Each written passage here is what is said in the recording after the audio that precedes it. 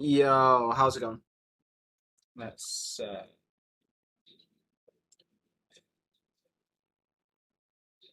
hope everyone's going. I hope everything is going fine for everyone. You really waited for that, didn't you? You really waited for that one. Um,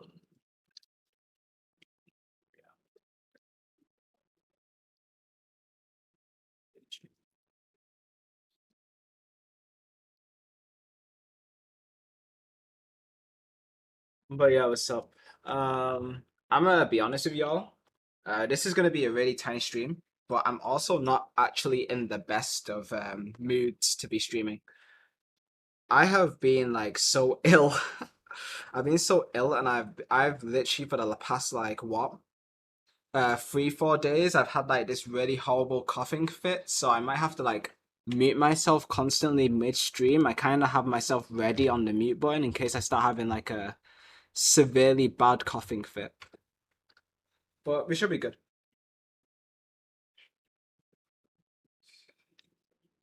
But streaming at this hour? Hex yeah.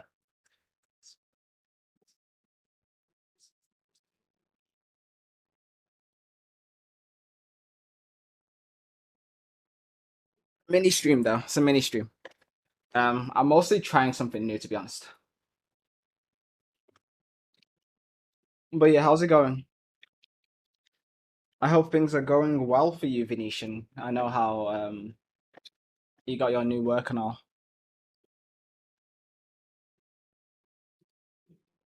Let's see. Okay, I'm kind of hoping that this will work first time. I think I need to make sure the game is loaded up as well. So, if I show you guys this, you guys can tell me whether you can see the game or not, because I'm not entirely certain how well this will go. So, I said that in my diary that I would put a gacha game in the background, so I could auto farm while I react to shit. Well, actually went home sick from my new job, but kept working from home. Fair enough. I mean, isn't your work mostly from home anyway? I'm guessing it's like optional, kind of like it is for me. I've not really had the opportunity to go to work because a mixture of occasions as well as being sick as hell, like literally sick, as well as having a very, very bad coughing fit that seems to not be very good for other people. And I've had to take a medicine for it like multiple times, and I still have a coughing fit. So I don't know if the medicine's actually working, but I guess my coughing fit isn't so bad right now, but it was horrible earlier. Like so horrible that my dad was like actually concerned. I think my dad thought that like I was like literally dying because I was just having like a really severe, like terrible coughing fit. Like I've been having it for the past like 3 4 days though. Horrible. A friend of yours seems to have the same issue. Yeah, I'm not really sure. I don't think it spreads, but I realized that my brother earlier today said that he started coughing. So I'm thinking, no way does the cough spread. COVID 20? Okay, man. Okay, bro. Of course. I got that COVID pre-release.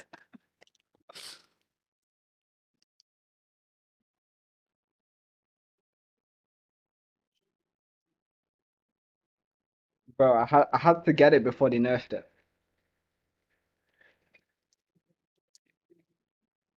Okay, let's see if this works. So this should just be the game before I do the game and my browser. So if I put up the game, tell me if you guys can see this. Sheesh. Boom. No game? Game? Okay. I think there's no game. Uh, Game? Okay, no game. Give me a second then. Let me see. Game? Makima. That is the background, actually, yeah. That was my wallpaper, but it's not my wallpaper anymore. GBF. Guess this is the game. This is the game. And then I want to do one where it's the game and browser. Namaya. Yeah. I want to say like a day or two ago now. Probably like yesterday. I did a single draw and I got Namaya, the grand version from the premium, which is talk that no one will understand.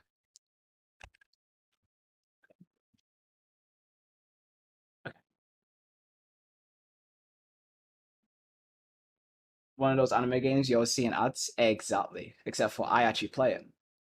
I've been playing it for quite a while now. I just don't really mention about it. But I thought it would be really convenient if I could. Raid Shadow Legends sure has changed. Yeah, definitely. But I thought it would be convenient if I could react to content while having this up so I could do two things at once. But to do that, I also need to get my browser to show. So I'm going to switch the screen and I'm going to try to have a browser up as well. And you guys can tell me if you can see it. Um, let's try this. Okay, tell me if browser and game. Um, now. Yes, browser and game. Yes, okay, cool. That's really cool. All right, now what we can do is I can go to the channel.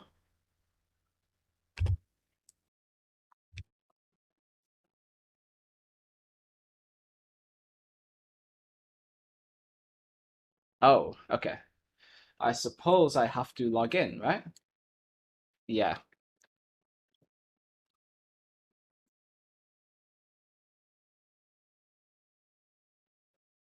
So let me log in.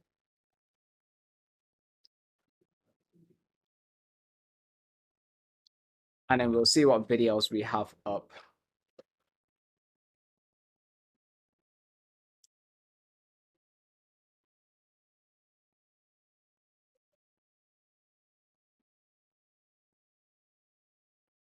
Oh, I might need to get one of my backup codes because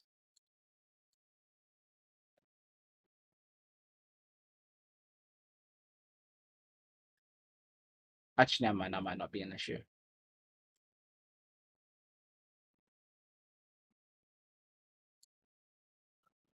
Okay.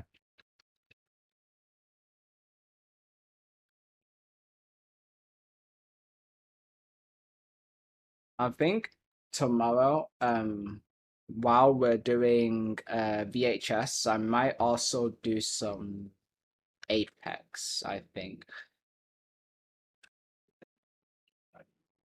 Just so we can actually get into the groove of playing it again.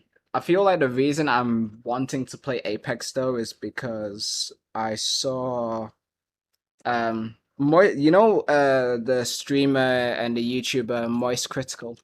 I think it's kind of insane, but Moist Critical, he bought a Rocket League esports team, right? So he's a content creator that now has his own esports Rocket League team, but he also bought an Apex team. So he has an esports Apex and an esports Rocket League team. And I wasn't thinking of Apex until yesterday. I went on Twitch and I saw that he actually has his own freaking esports Apex team. Bro, I don't know, but I can show you. I'll go on his stream. I mean, he's obviously not streaming, but his team was playing today and yesterday. But I didn't really watch today. But I think his team didn't do as well today compared to yesterday.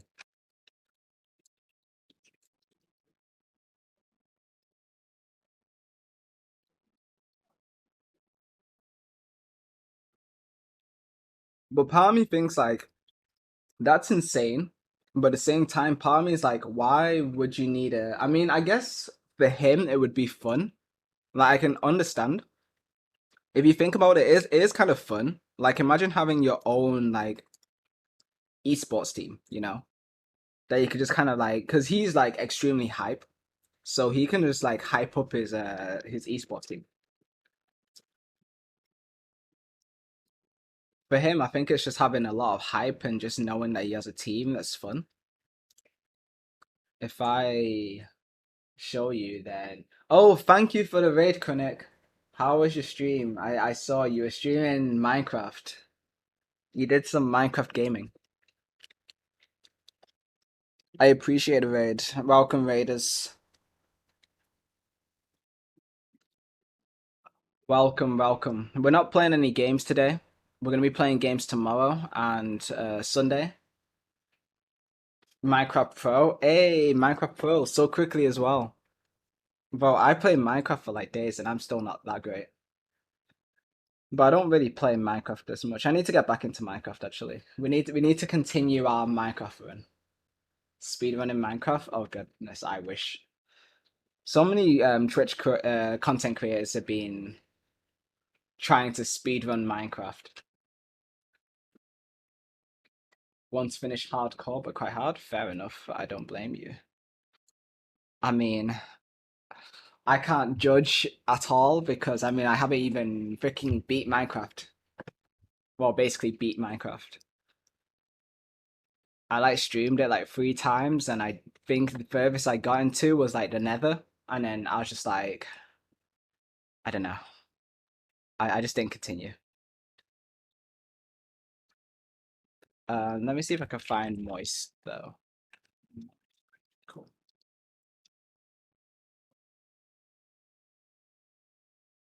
But I've seen that your world is pretty big.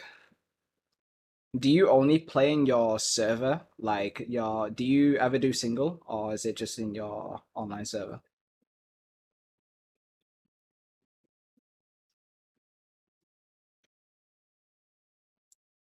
Okay, I think this might be the Apex stream. Survival Big Base. Ah, okay. And single the hardcore. Ah, okay, right, I see, I see.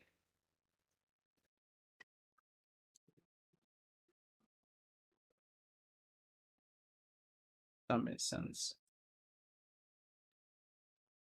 Oh, that's weird. Okay, I went on Moist's channel for some reason. He doesn't have the Apex streams like saved, so you can't actually see the Apex ones, his Apex streams. I wonder why. Okay, that's weird.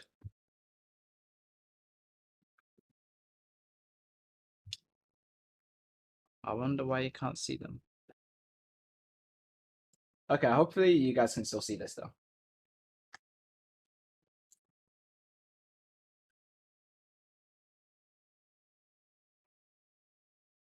So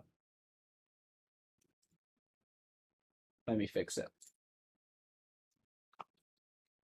Cool. Anyway, yeah, today we're not actually playing any games. I'm just reacting to stuff, but I'm also gonna let a game play in the background. It's a gacha. It's one that I've been playing for a while, but I don't really say anything about.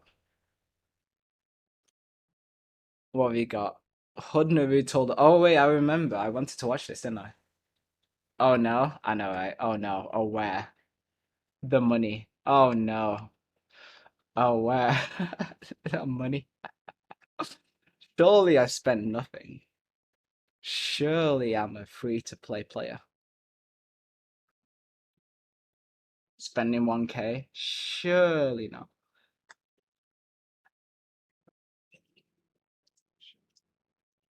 Alright, let's see. Can I avoid touching grass in every Mario game? Can you? Let me pause the Spotify music first, and then also let you guys hear it, and it should be good.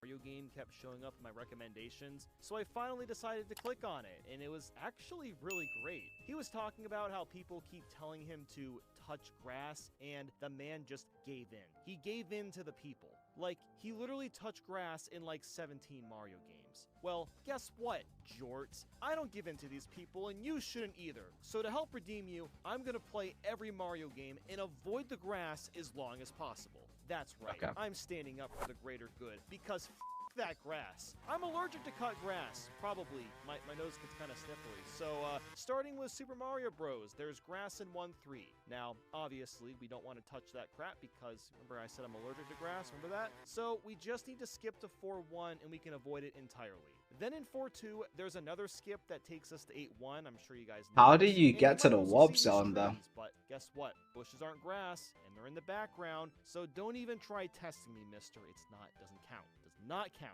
And just like that, we can make it all the way to the end of the game. Now, isn't that so cool? Anyway, Super Mario Bros. What? Lost Levels. You might think I would just hit this How game do you once just get to the and warp find zone, skip to though? World 3. Well, I can't do that because I don't get how he just did that God skip. damn it. There's a warp you can take to World 2 as well, but that's kind of lame because you can actually warp to World 4, and it's about the most cryptic thing I've ever heard of. So basically, you gotta jump into this pipe, but you Secret? can't go too far on the screen, and then you have to make your way to the end. Then you'll hit these invisible blocks. Is there right just over like the a end, warp zone and for every finally, Mario? you can enter World 4. Bro, I Then never you knew can about drive this. into I'm not even World kidding. War 3, where we run into grass that we can't avoid.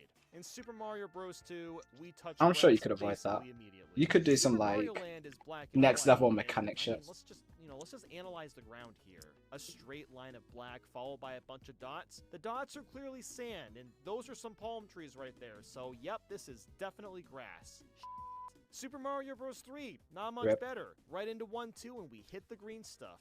With Super Mario World, we at least have 2 first levels to test. Yoshi's Island 1 has grass. Yoshi's Island 2 has grass. Super Mario Land Yikes. 2 is normally in black and white, but I've got this deluxe version that's in color, so that's pretty cool. But in the first level, I touch grass, so that's not very cool. I mean, But hey, Super Mario 64, it's a you're touching grass game. before you even Jumping start the level. around That's all already an over, L. right? Well, Taking an L before you've because even started the Bowser game. Battlefield is covered in grass, but thankfully this is Super Mario 64. I hate and grass. can I know, break the right, baby shit out of it. Patrick? By All my pointing this out homies to hate you grass. That I definitely did not splice from a speedrun. I definitely didn't do that. You can't find a link to the speedrun in the description. I can make my way to Bowser in the Dark Way to get the first key. Then I just need to do this side BLJ, which once again I totally didn't splice at all to get to Bowser in the The first thing is- key. And once again, there's no The grass. thing is, Super Mario 64, I swear there's like a way to like glitch through all the levels and basically just speedrun it. Like, people speedrun this game and you just glitch everything though. Grass in this level because Bowser burned it all, I bet.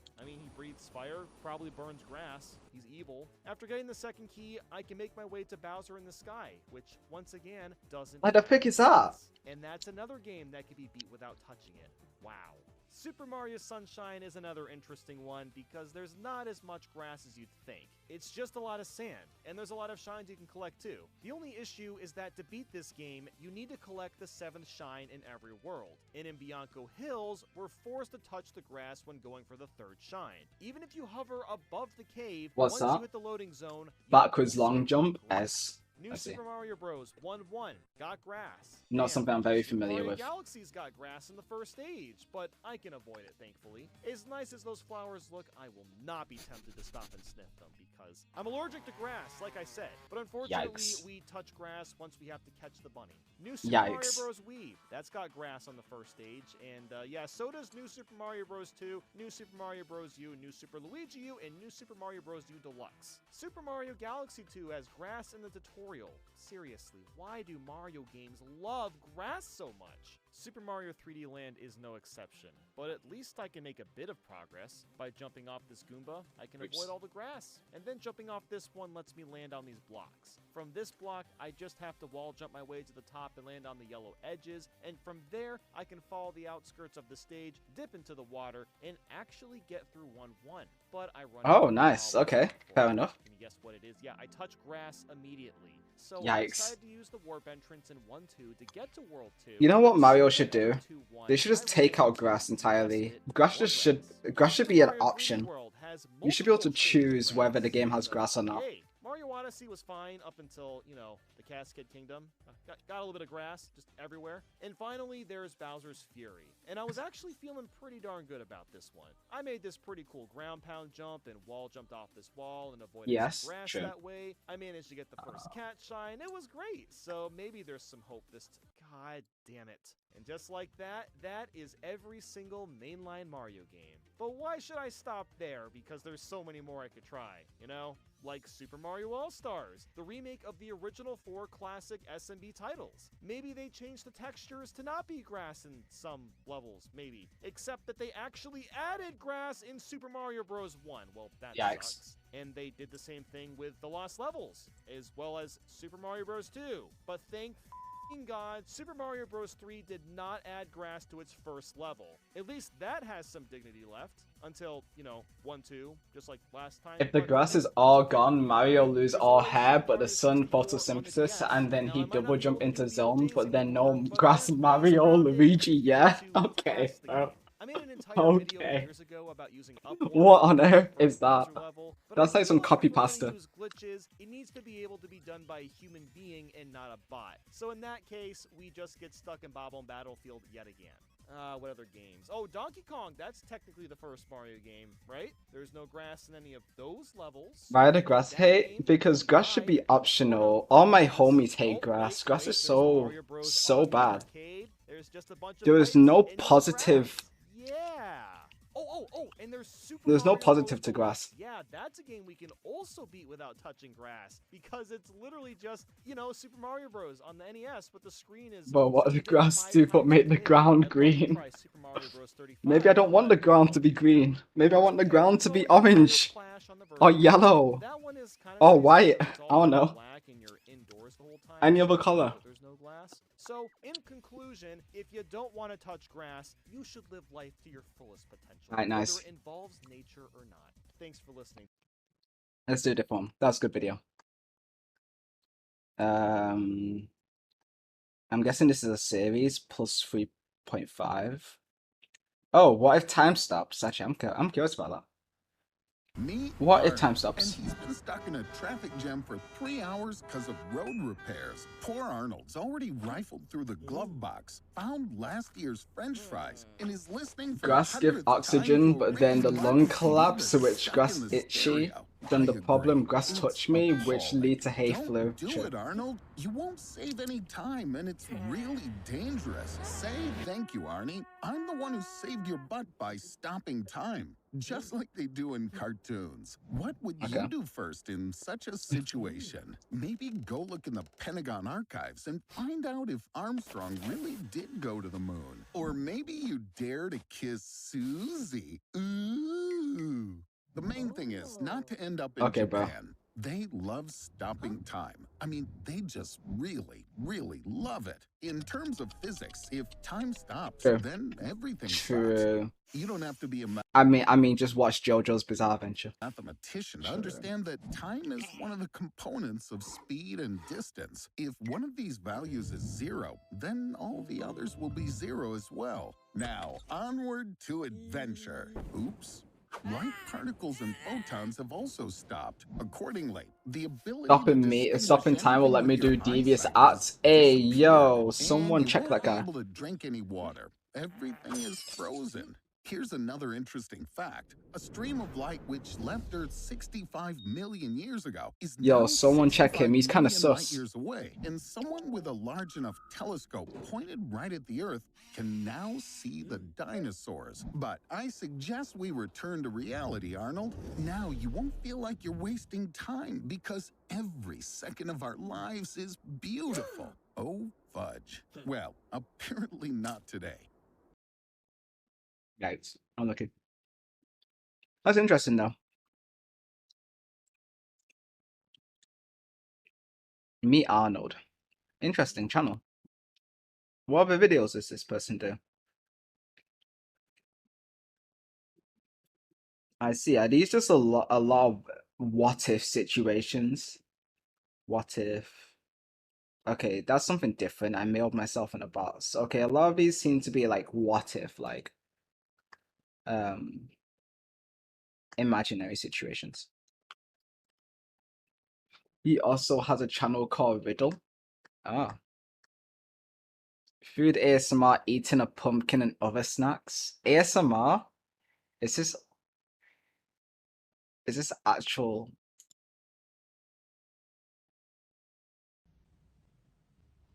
Am I actually about to listen to?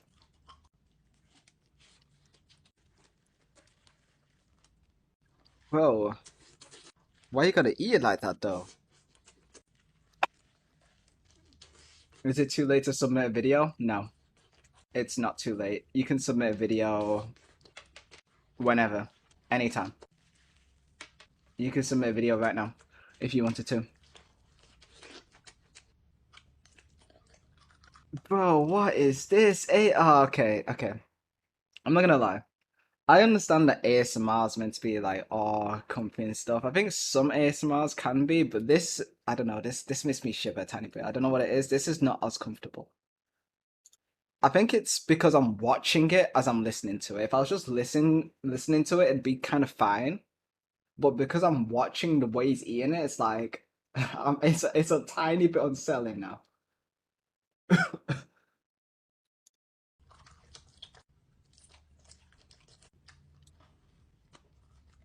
Like, just look at the way he's eating this. But my guy ate the paper. I mean, the wrapper. Like, what's up with it, bro? He just ate the freaking wrapper with the cupcake.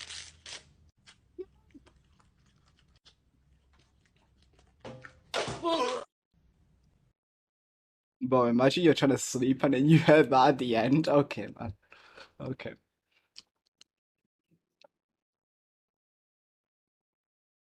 But no, I don't know. ASMR for me kind of makes me shiver.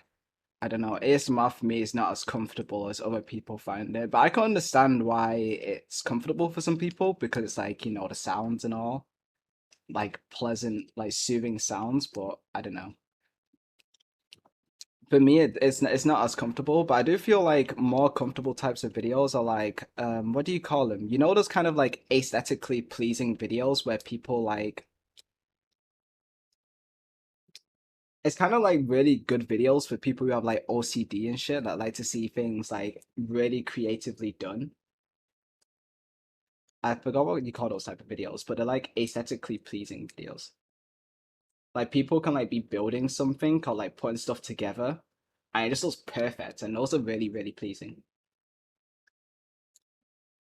This is Earth. Can I just do this? You live here on this Maybe? planet somewhere, and everything that you've ever known is located right here. But just how small exactly is Earth when compared to the scale of the entire universe? Let's start by zooming out to where we can see our nearest cosmic neighbor, the Moon. Nature You may think atmosphere that is the my Moon type of very close to ASMR. Earth since it dominates our night skies, but in reality, the Moon isn't Nature this is very close to our nice. planet. I It's think nature is actually very about nice. this far away. I can understand that. 384,400 kilometers away from you right now on average. You could fit 30 entire Earths in between this distance, and if you somehow were able to drive a car at a constant 100 kilometers per hour speed, it would take you about 160 days to drive the entire distance. Despite this incredible distance, however, 12 humans have actually set foot here, representing the furthest away that any individual human has ever pretty been mad. away from the Earth, and one of humanity's greatest achievements. This is what the Earth would look like from there if you were standing there with them, and if you wanted to communicate with somebody back at home, it would take a message about 2.5 seconds to travel between you and them, since that's how fast the speed of light can travel at. This is a photo that was taken on Mars, and that tiny dot that you see there is Earth as seen from the Martian surface. I'd drive that long, to be honest. On average, No, you wouldn't. Mars is an incredible 225 Stop the cap. million kilometers away from Earth, but that distance can be as high as 401 million kilometers. That means that whenever humanity finally gets around to landing a human on the planet, that person will be 986 times further away from Earth than the astronauts who landed on the Moon were. In addition, the time delay for sending a message from Mars back to Earth isn't just 2.5 seconds, it's actually more like 20 minutes each direction, which would render instant communication in the event of an emergency impossible. When we zoom out even further away, we can find the Voyager 1 space probe, which is the furthest away man-made object from Earth. It is currently located 138 AUs from the Earth. AU Okay. meaning astronomical unit, which is the distance between the Earth and the Sun, which means that Voyager 1 is 138 times further away from us than the Sun Yes, is. finally. At some point on its long voyage, Voyager 1 turned its camera around and took this photograph. It may not look like much at first, but in my opinion, this is the greatest single photograph ever taken in all of human history. This tiny, pale blue dot is Earth, and I don't think that anybody has ever said something as amazing about this as Carl Sagan when he said, "If you look at it, you see a dot. That's here. That's home. That's us. On it, everyone you ever heard of, every human being who ever lived out their lives. The aggregate of all our joys and sufferings. That's insane. Thousands of confident religions, ideologies, and economic doctrines. Every hunter and every forager, every hero and coward, every creator and destroyer of civilizations, every king and every peasant, every young couple in love, every hopeful child, every mother and every father, every inventor and explorer, every teacher of morals, every corrupt politician, every superstar, every supreme leader, every saint and sinner in the history of our species lived there, on a mote of dust suspended in a sunbeam.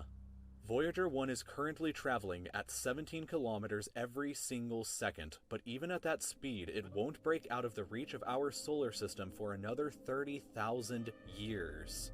Once we go beyond the solar system, we arrive in our interstellar neighborhood. Here we shift to the light-year unit of measurement, which is the distance that light travels in a full Earth year, or about 9.461 trillion kilometers. The star Proxima Centauri here is the closest other star to us other than our Sun, but it's still 4.24 light-years away from us. To put that into perspective, if it was heading in the right direction, it would still take Voyager 1 over 70,000 years. My to question reach it. is, I In other understand words, that they if you use. drove your car at Okay, question. I understand that they use like space equipment and shit to like measure this, or not to measure this, but to understand or to know. But how did they know the exact distances? Like, how is it that pinpoint for something that far out? You can't like look at that shit by eye and then 100 be kilo- like, that's the distance. They use light probes, math. Okay. kilometers an hour, like in our previous example to the moon, it would take over 6 times longer than the entire age of the universe is just to finally get there, and it wouldn't even exist still when you arrived. When we zoom out even further, we can see the entire Milky Way galaxy, inside of which Earth is located right here. This yellow dot is the furthest extent of humanity's radio broadcasts throughout history, which means that any possible aliens who live outside of this range are totally unaware of humanity's presence. It's complete silence outside of this yellow dot as far as we are currently aware, but the entire galaxy Dumb. spans over 100,000 light years from end to end. That's There pretty are insane. over 100 billion stars and over 100 billion planets inside of our galaxy. But you have never seen the full glory of the galaxy at night, because 99% of the stars that you can see with the naked eye are limited to this small, tiny region right here. But even this massive galaxy is nothing compared to the rest of what's out there. Zooming out even further and we arrive at the local group of galaxies, a collection of 54 different galaxies that is about 10 What? million light years Okay, across. man. But zooming out Okay. even further and we can see the Virgo supercluster, of which the local group here is just a tiny segment of. There are at least 100 Okay, another question for you guys. This is one of those questions where people will say yes and people will say no, but I feel like most people will say no. But do you think that in any of these other galactic groups, there could be some form of other life form? Because I think it's insane to think that we are the only form of life. I mean, I don't think aliens exist, but I also think it's kind of insane for us to think of ourselves as the only life form to exist when you think about how big this is. Like, you can't think, like, I don't think it's really like irrational to think like, oh, I don't know, let's say over here in Virgo 3 groups there could be like another species of aliens because like I mean this is huge. 100 other groups of galaxies just like our own local group inside of here, and the distance from one side to the other is a mind-numbing 110 million light years. But even the massive Virgo supercluster is nothing but a quiet and tiny lobe of the Great Laniakea supercluster. I mean, just look at how big this is. There's no way you can think we are the only thing to exist here. Other galaxies. It's obvious that there's the other distance life. from one side to the other is It's not impossible. Yeah, I don't think it's impossible at light all. years. But from even Hey, there, we can hey, zoom out how's it going, all man? the way to the entire observable universe. And Nice to that see you even again. The Titanic Laniakea supercluster is just a tiny and insignificant part of everything. This is the observable universe, and it contains everything that we know of. It is home to at least 2 trillion different and individual galaxies, which together contain more stars than there are grains of sand on the entire Earth.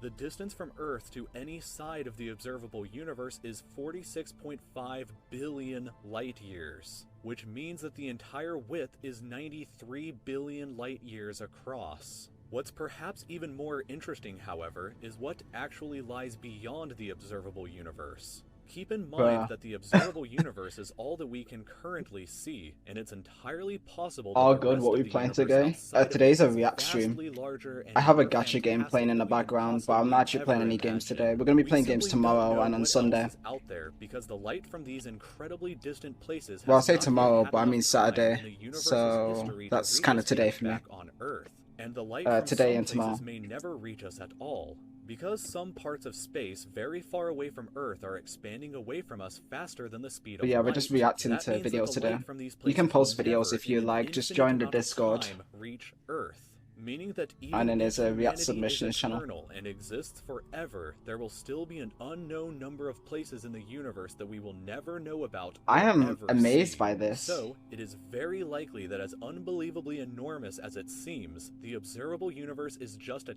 tiny slice of what we can currently see of the entire universe. There is something called a white hole. According to What's the a white theory hole? of cosmic inflation What, it's that meant was to be the opposite of a proposed by black Dr. hole? Alan Guth, if it is assumed that cosmic Spits inflation everything it began has at out? 10 to the negative 37th of a second after the Big Bang, and with the assumption that the size of the universe before inflation began was equal to its age times the speed Yes, of never light, lets anything then in. this would seem That's to interesting. suggest that at the present day, the entire universe is 150 sextillion times larger Sextillion. than the observable universe. That number, I'm for gonna be that reference, one. looks like I'm gonna this, be that with one this inappropriate many guy zeros. and say Let this sextillion. number sink in for just a moment. This would be similar to you thinking that the entire observable universe, everything that you could see, was the size There's also of a light wormhole, bulb, but it's a myth. then I see. realizing that in I reality, mean, I'm not the really. entire I don't universe is doubt larger the than existence of a former planet white of hole Pluto. because I feel like Imagine a it light would bulb make in the sense center for of there to Pluto, be like but the we opposite inside the light of bulb a were black hole. totally unaware that Pluto existed outside of it. If And something's that's sucking a everything similar in, then something's gotta situation be to this.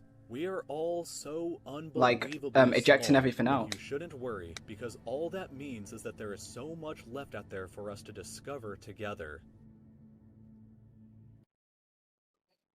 Actually, what if, right, hear me out. What if you have a black hole? Okay.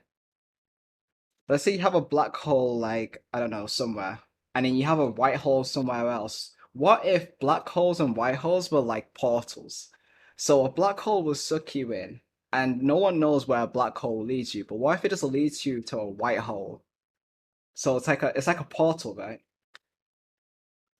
You enter from one side and then you get freaking like pushed out the other side, and now you're like in a completely different location depending on what white hole it like pulls you out of.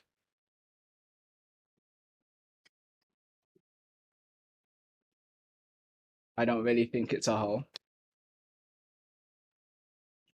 Then what is it?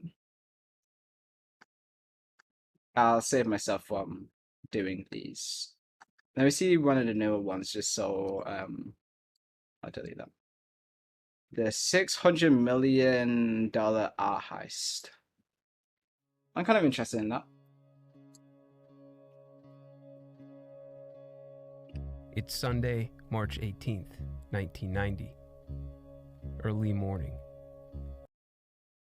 A black hole will kill you instantly. Look, okay, I know. I just wanted to have like an imaginative, like a creative thought where it's like a portal. Okay, let me be creative, guys. Just past midnight. It's dark, still, silent. But not for long. Oh, wrong weapon.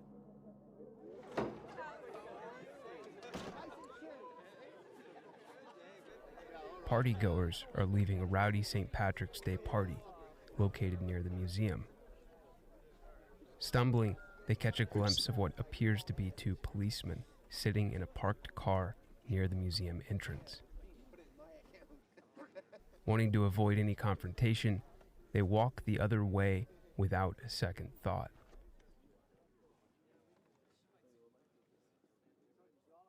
Meanwhile, inside the museum are two security guards, How long is this? Rick Abbott 40 minutes? and Okay, that's Randy fine. Hestend.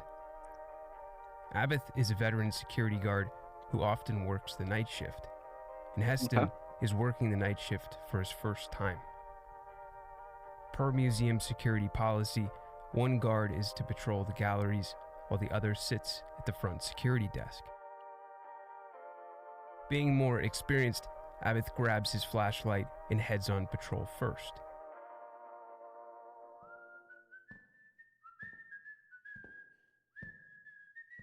As every other night, it's business as usual. Nothing appears out of the Reminds me of a ordinary. horror movie. Everything in its rightful place.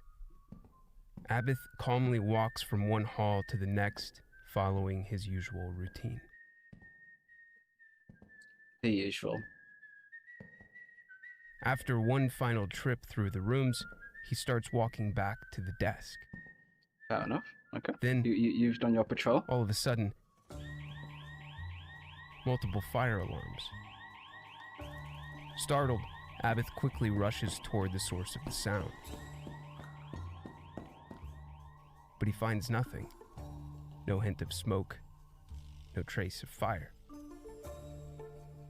Confused but contained, he heads to the security room and locates the fire alarm control panel. The panel indicates smoke in multiple locations.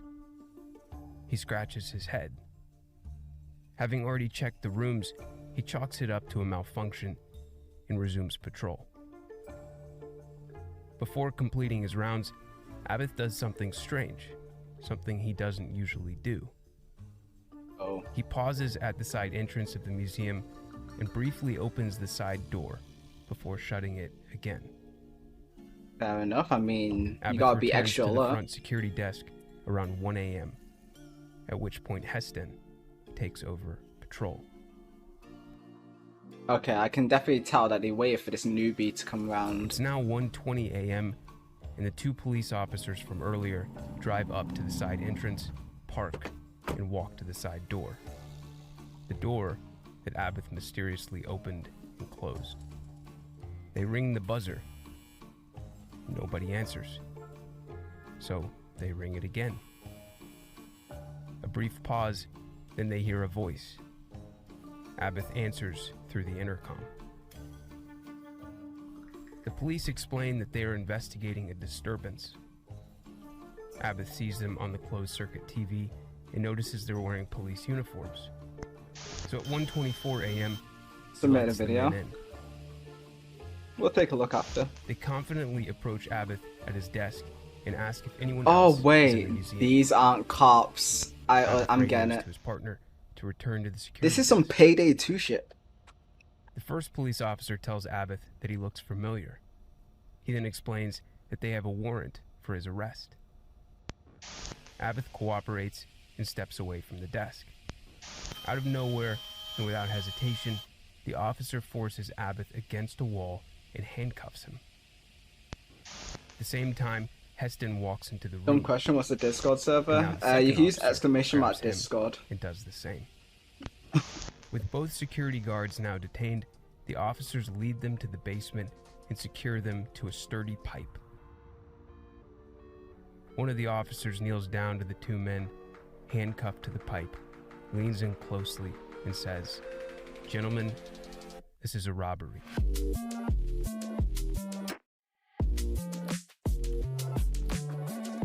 Oh damn, I told you, this is some Payday 2 shit.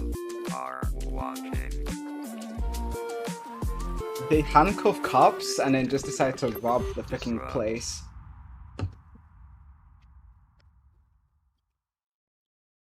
No like they can Shutting do the anything door if they've been behind them. handcuffed. Both of the thieves lock the men in the dark basement and walk back up the steps. Back into the museum.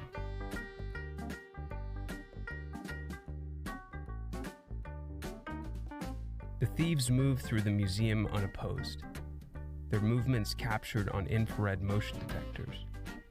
They begin in the Dutch room, smashing frames and taking what art they can carry. Okay. They find that as they get too close to the paintings, a small surveillance device begins beeping. They quickly smash these devices, leaving shreds spread across the gallery floor. At Very dumb. 1:51 a.m., the but thieves move to a section of the museum understandable. known as the Short Gallery, located on the second floor.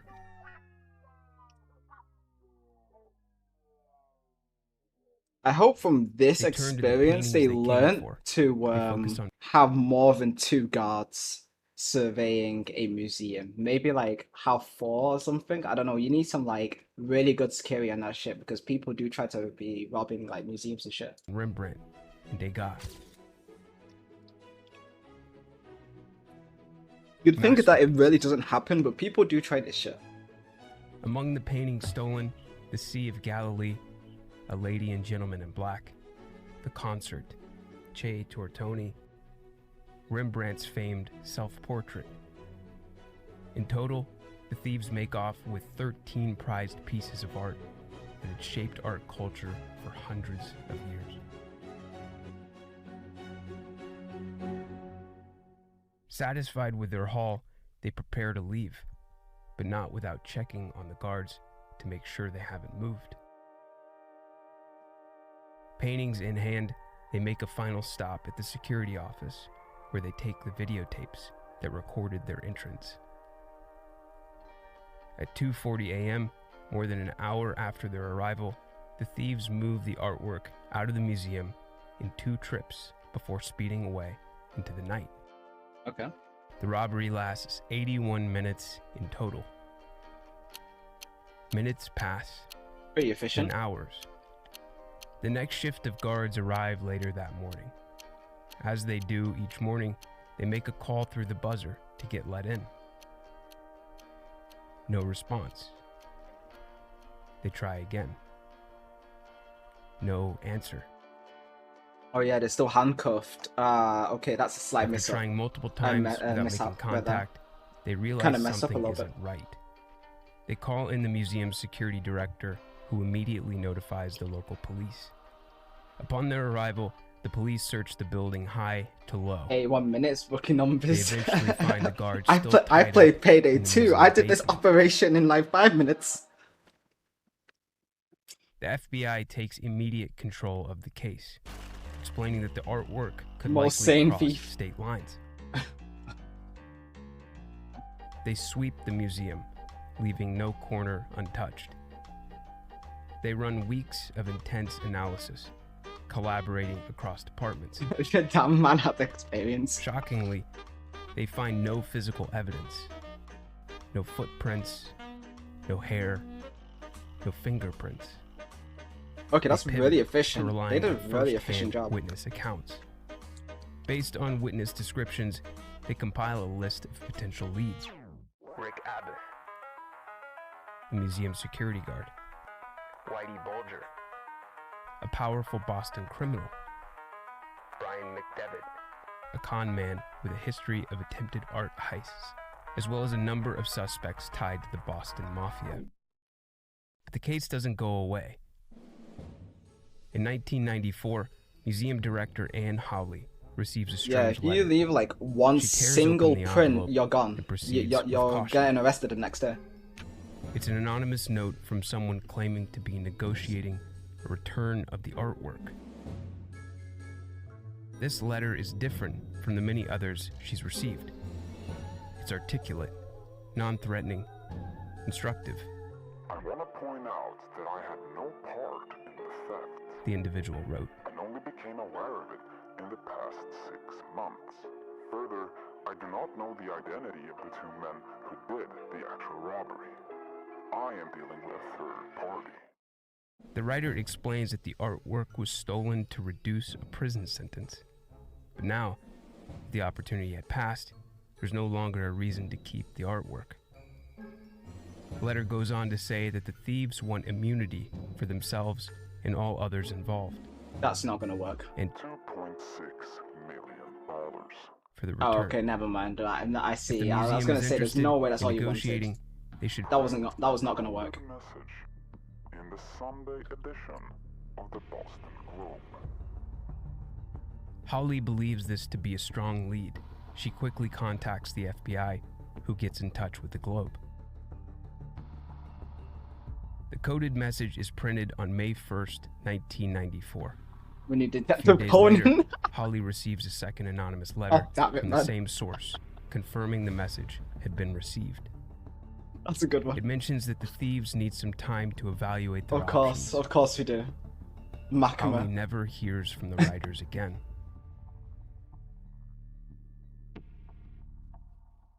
Oh, if only they had Detective Conan.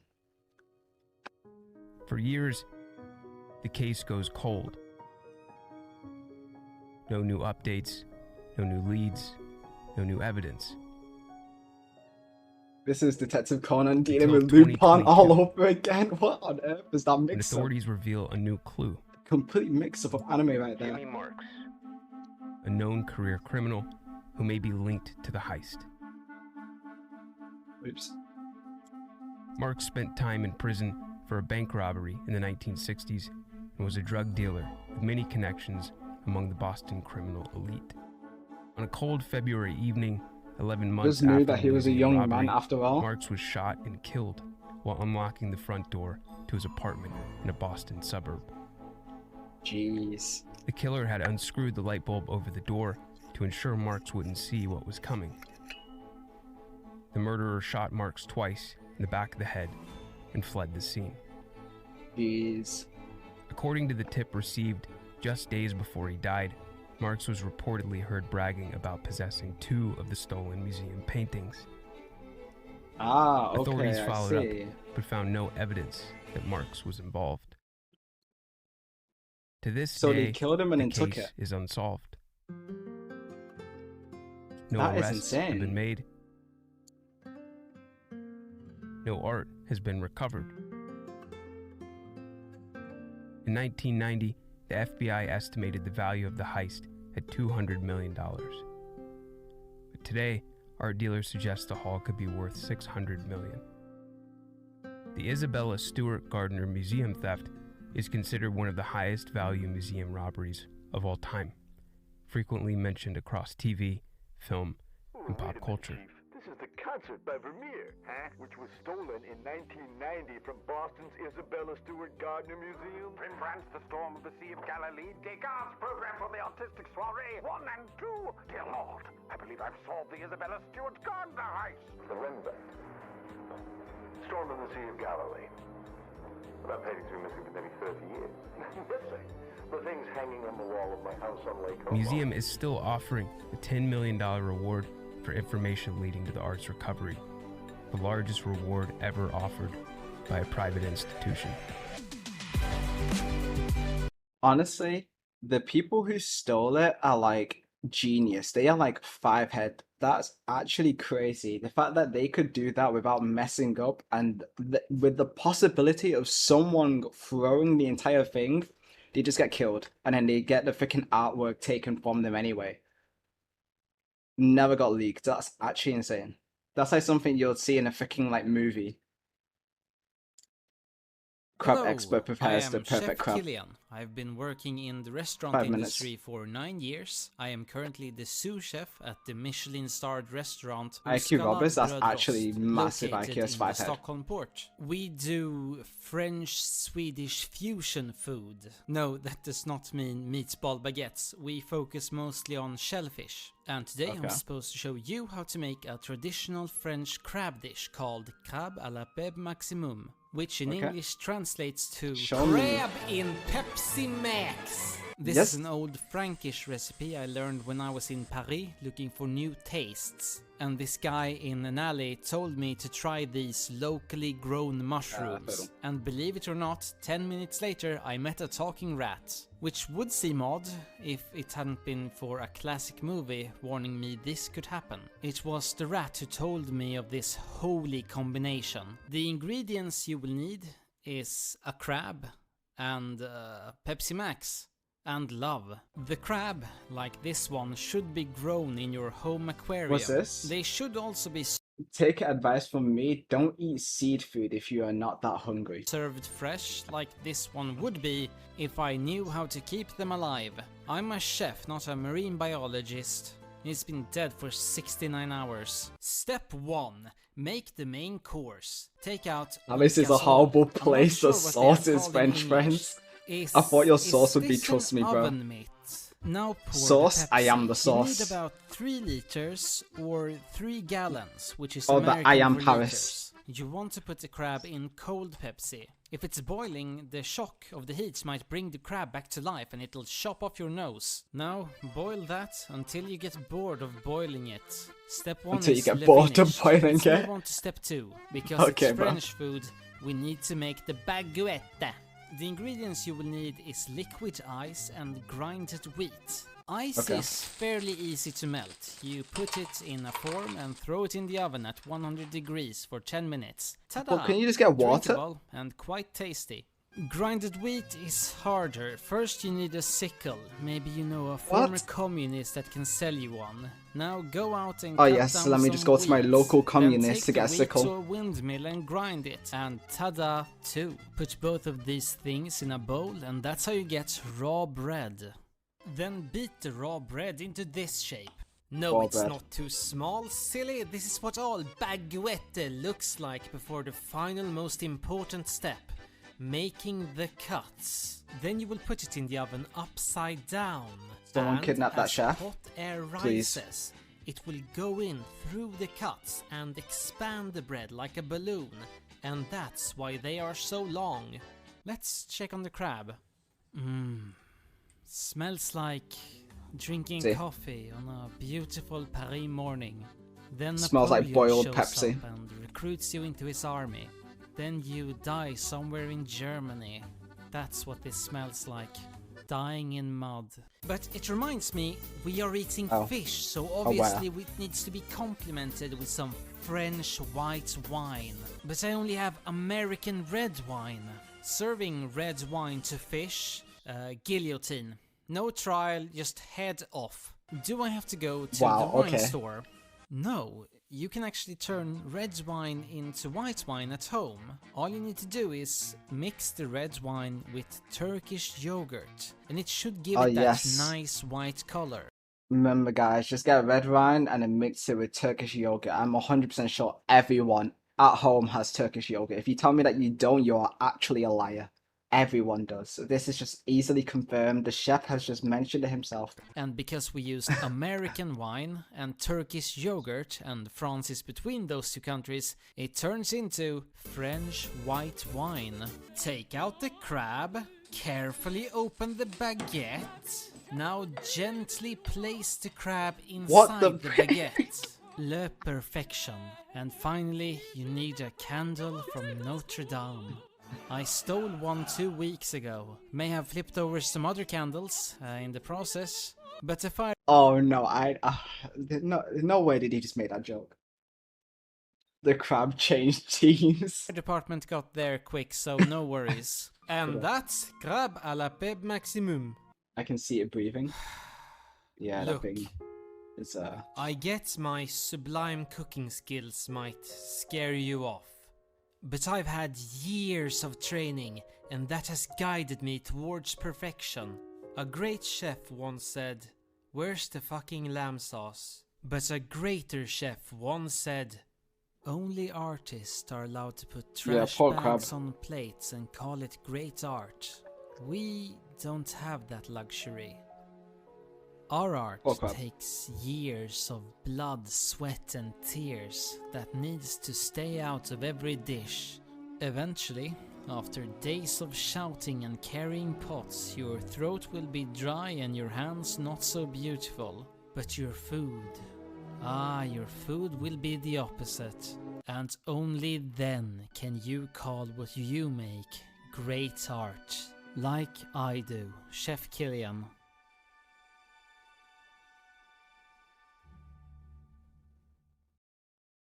Oh, hold on.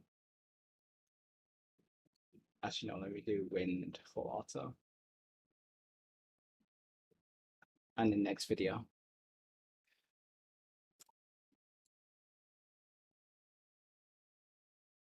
A good one, Krennic, by the way. That's a good video. Okay, let's do one of the other ones, and then I'll go back to that one. Say I'm interested in Five Nights at Freddy's. I should have watched this one after your first video. They seem like they're meant to go one after each other. Time-lapse of the future. How long is this, though? 30 minutes? Okay, we're going to save that for the next one. I'm not going to lie. Hi. 8 minutes? I mean, that's a bit more bearable. I'm Josh. I'm Ollie.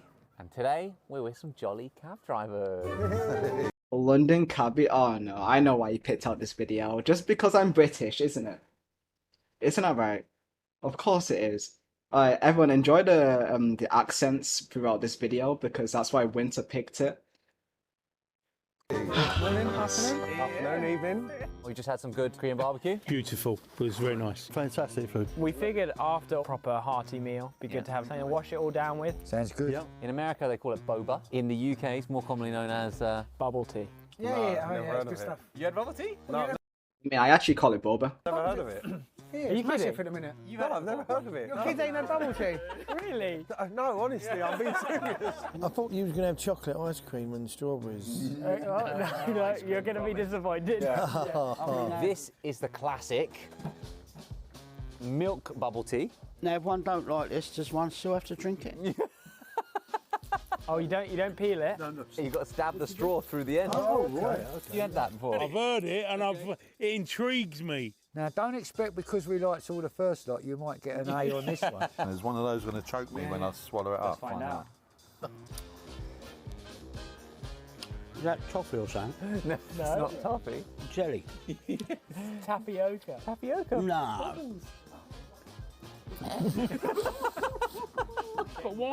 I know that a lot of people here probably wouldn't be a big fan of boba. I remember the first time I had a boba tea was literally like a year and almost a half ago now. So I want to say like a year and maybe like 4 months ago or some shit. I mean, do you generally like bits in your drinks? I'm worried. Yeah, well, if you're drinking tea or coffee and there's a floater in it, you know there's something wrong. But I have a specific flavour of boba tea that I like. Love them. But I'll be honest, without the bubbles. I tried boba and hated the bars because they were so rubbery. I mean, you can get boba without the bars though.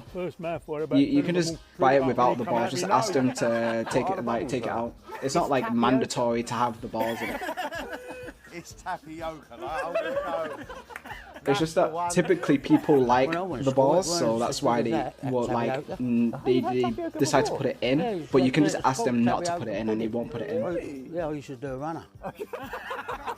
And you can choose for it to have sugar and not, like if you want it to have a lot of sugar or no sugar. Like there's more sugary options and less sugary options. I do with less sugar though. Yeah, fair enough. Well, you're not. Oh, what's that? What is that, jelly? Careful. It's really... It's not coming up, man. What's the thing that's jamming it? It's now I've got a jelly. You put sugar on shrimps? Not shrimps. It's tapioca. Boba tea. Tapioca? No. What, pudding? Yeah, you guys know tapioca pudding? Yeah. We're talking about boba tea here. Imagine driving a taxi I think you're stuck on the last having video. One of those in your drinks holder. Yeah. You could easy all day long. It reminds me of my daughter's slime. It's like the little slime, do you know? Yeah. I mean, not that I eat slime with my daughter at home. The next one, I'm afraid, was damaged in transit. We obviously should have put it in a black cab, but we didn't. They went over, didn't they? Here we go. It's not normally served like this. Oh, Well, you what? disappoint me. And who wants to drink it out the back? Why don't we? Oh my gosh. The second Oh, one my. is taro flavour. My first thought is like aubergine or beetroot or something like that, you know, that's what I'm thinking. Any bubbles in this one? So this one will Beetroot. replace the tapioca bubbles with coconut jelly. Here we go. God, I don't like Lady in the Tramp, you know what I mean? I'm kissing. They look in my eyes and do it. Marvin Gaye. Give it a taste. When I was getting boba tea, I used to just have this apple flavor. I forgot the full name of it, Nice, isn't it? Like card reader. but it was like a boba shop in front of my university building. So for me, I could go to university and then literally walk for like 30 seconds and I'm there. Sick. Like it was literally just go opposite the road and it's right there. So I'd walk for like 30 seconds and I'd get this like apple green tea. That's it, apple green tea. Oh yeah. Have you ever? It's all right. It's okay. And it was nice. Doable. Yeah. But this one's all right for me. Okay. You're okay with the original? Yeah. You prefer the classic? That's nicer. Like the juice. That's a lot nicer. So you leave this one? Yeah, that's not for me, that one. Okay. The choking hazards you don't like. Should come with a warning. We approve of the taro. Yeah, that's nice. Yeah. And the coconut jelly? Yeah, I prefer the jelly to the chewies. What are they called again? To the chewies. The chewies. I prefer chewies. Love it. You like that? Oh, okay. I just think there's a bit too many bubbles in it. From 1 to 10, I'd give that probably 4 or 5. Okay. That one, I'd probably give 9. Okay, strong start then. Wow. I'll give it 10 out of 10. You give it 10 out of 10. Defo. Bill gives it 10 out of 10. Yeah. Would you give it 11? It's not an auction. Do you think Coca-Cola got 10 from the start? No. It now gets 11. So that one will get 11. Can I get a 12 from you, Bill? Yes, 12, yeah. You ready to try one more type? Yeah. Bro, he's There's a done. take on the original He's given that's up. really popular right now. This one needs a bit of a stir. Oh, yeah, look at So that. it looks a Look bit at grim at the bottom, doesn't it? We've got He's got an accent out the dog, isn't he? How'd you do that, dog? Just. Oh. So this is It kind of hurts when I'm listening to them using slang because I understand it and I know that a lot of people are thinking, what the F are they saying? British things. This is definitely the better one. You like this one the best? You like this? It's like a coffee caramel thing. Honestly, that's too sweet for me. I haven't got much of a sweet tooth. Okay. You might not love this then. Well. Things, yeah. Oh, jeez, man. Don't spit it out like that. Come on now. That one, you're right. British things, bruv. Oh. Oh. Don't give up your day job, Yusuf. Oh wow, I'm sorry. No, that's all right. I mean, you know, in for a penny, in for a pound. Yeah. That's just what I've had before. They're popping your mouth. Oh, these popping they're your all mouth? right, yeah. I've got popping ones. What the heck are popping ones? It's like in spots. Oh, what the frick, bro? That's the one. Is it because it's a fun colour, Paul? I don't base things on colour. I'm 41 years old. Come on. Do you think you driving around your cabs, you pick up one I'm of sorry, these? I'm sorry. Give me a second. That's better. What the heck are popping ones? What is this, bro?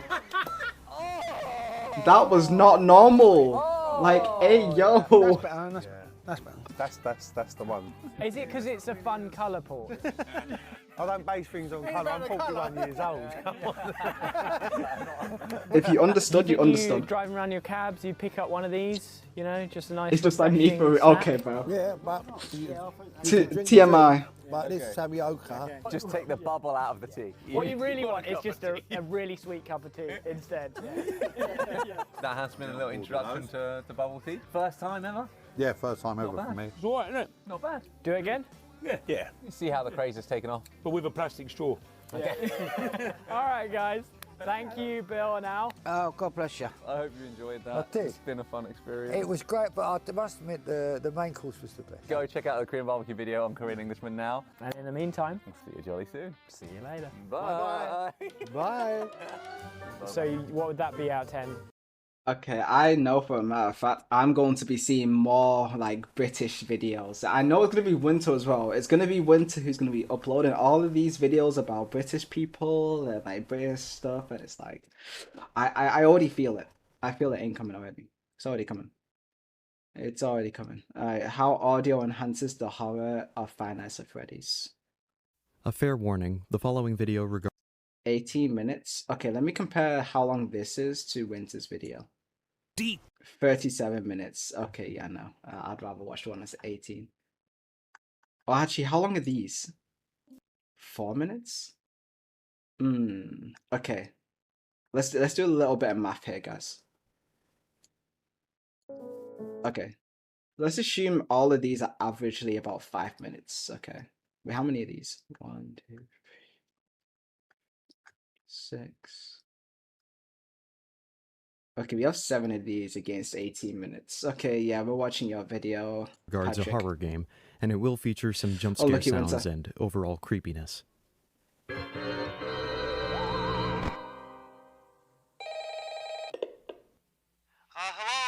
Hello. I'm Scruffy, and today we'll be talking about Five Nights at Freddy's, an indie. You can watch like one. Nah. One isn't an option. It's either none or all of them. There's no middle ground. Horror game that has shaken up the genre and become a worldwide phenomenon, starting from a single developer with a small budget. And in light of that developer, Scott Cawthon, supporting developers of Five Nights at Freddy's fan games, and also because Halloween is coming up soon, I'd like to take an analytical look at the ways sound has made this game so compelling and spooky.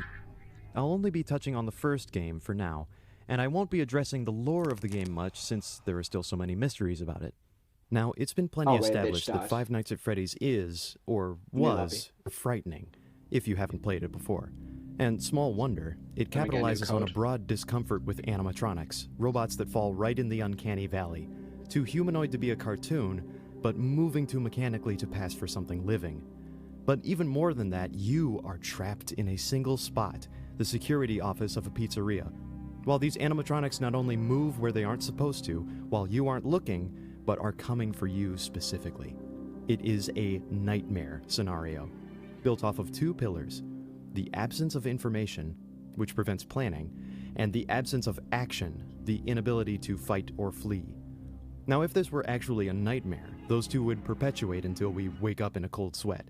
But since this is a game, and there is a win condition, some of these pillars have to be sacrificed to allow the player a chance to think under pressure and win over their stress. And this is where developers like Scott turn to visual signals and audio clues to dole out some control. I say clues because while a map of the pizzeria and camera feeds I of the mean, animatronics are clearly in terms of helpful the visuals, context of this game, it's more complicated when it comes to audio. This isn't Some a audio nightmare, works though. to your advantage, It giving is a you nightmare information, situation, and some but it's not an audio actual works nightmare. against you, muddying information, creating unknowns, and even Because contributing to isn't the this absence like of action actual feeling. events? Let's break down each of these, starting like with the in terms of like the advantageous in-game audio. story, that is, whatever. any audio that helps you form a plan and figure out how to Like, survive. aren't most of these In a stuff that scenario actually with happened? absence I of think like action, Five Nights you at are Freddy's desperate 4 for might have not information like been this. that. Although at first, in that nothing you kind of, hear like, seems advantageous. It all starts out unknown, which is yet more stressful. It's only after you spend some time in this environment and listen for patterns that you start to pick up where advantages lie. Everyone And the does. sound files of FNAF confirm this line of thinking.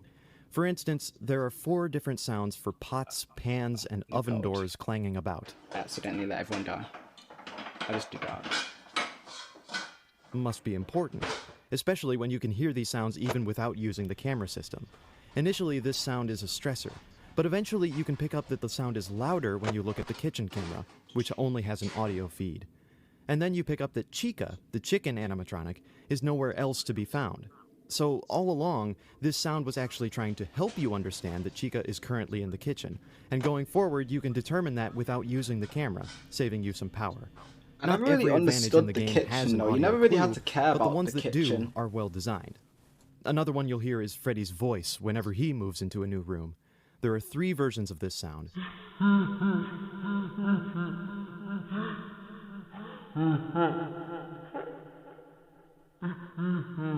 me do the one bombing. Again, this can be heard on camera or off, so initially it sounds like some otherworldly threat is just laughing at you. But eventually, with enough camera usage, you can tie Freddy's movements to his laughter. In fact, Freddy's difficult to see on camera, and you've got to conserve power anyway, so for some players, it could be easier to count the times Freddy laughs to indicate how close he is to the office. The audio may be unnerving, but since it forms a pattern in an otherwise unpredictable environment, it's advantageous. Now, there's other audio that forms patterns but doesn't give you an advantage. These are just good old sound effects scored directly to what happens on screen. There are the sounds of the camera feed failing when an animatronic you're watching suddenly moves. In terms of how freaking difficult that game must have been if you maxed out There's the sound of everyone's Foxy running down the hall to indicate you have a very limited window of time to save yourself. You're basically dead. And the sound of him banging on the door. These sounds are consistent with their actions, but the player never really picks up help from them. They're mainly to immerse you more in the environment. And you'll notice most of them are diegetic. That is, most of them are sounds that the in-game world would be making. There is one sound that doesn't seem diegetic, however, and that's an audio stinger when Chica or Bonnie appear right in your doorway. That sound is not manufactured by a camera or machinery, and I don't think it's meant to come from Bonnie or Chica. It's more of a classic horror music cue that makes you jump a little more at something sudden. A stinger. In fact, I think it's extended technique on a string instrument slowed down 100%. Here it is sped up. I'm not sure about that. The little sounds at the very end remind me of handling a violin, but suffice it to say, it is non-diegetic music rather than an in-game sound. These sounds don't help or harm you, they just make the world more real, direct, and intense. The game is meant to be, as William Afton's Howl, where all the spirits come to haunt him for audio eternity. that's actively trying to scare you, or even working against the information and actions you have. Interesting. Let's unpack the different ways audio can deter you from beating this I don't nightmare. think that custom First, we have what I'm calling muddied information. Audio that isn't clear or that blocks other audio signals. Relevance. For instance, the cameras make haphazard static noises when they experience interference, or when you can hear one panning back and forth. The little bit of audio coming from camera feed is also garbled. You know, it's put through a couple of audio filters to simulate a poor transmission of sound energy. So all in all, you hear very little straight from the source. Plus, there are other sounds getting in the way. The loudest distraction until by design 10 minutes, and then I is think the I'm fan gonna in do your Winter's office. videos. This remains on for the entire night, buzzing incessantly. And here, let me clarify something. I mentioned in a previous video about Animal Crossing New Horizons that having some non-zero sound ambiance actually makes an environment calmer than one with total silence. However, if that ambiance is loud enough that it's harder to pick up audio patterns that matter more, it can become stressful all over again. The fan does quiet down when you're focusing on the camera, but that's using up power. So there's definitely an exchange of sacrifices between you and the game here. The more information you are allowed, the more power you use up. And the more you conserve your power, the more information is obfuscated behind filters, distance, and noise. And then here is the truly devious part. Hidden beneath the noise of that blaring desk fan are not only the sounds that impart information, but other sounds that don't, and are either meant to confuse you or just scare you more. Sounds like this strange swirling noise. I always thought it had some kind of relevance, but that makes sense. Because I never really understood Doesn't what really that signify sound was. anything other than a creepy atmosphere that can't be identified. Same with these even subtler noises.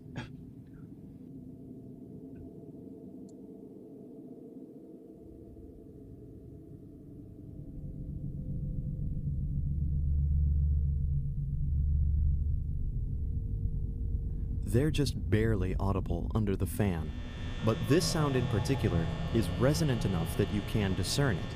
Your ear just can't make out any details, and thus it's another potential stressor. This time, though, you don't pick up any pattern or advantage from it. It's just sometimes there, conveying some vaguely metallic sound far in the distance. Other red herrings fit a bit more specifically in the location of a children's pizzeria. Sometimes you'll hear this room recording of a pipe organ, internally called Circus.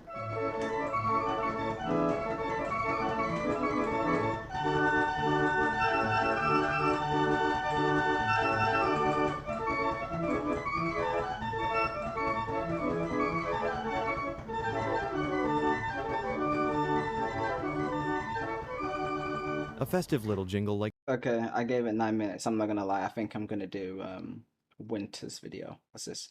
What if Mario characters looked like their original sprites?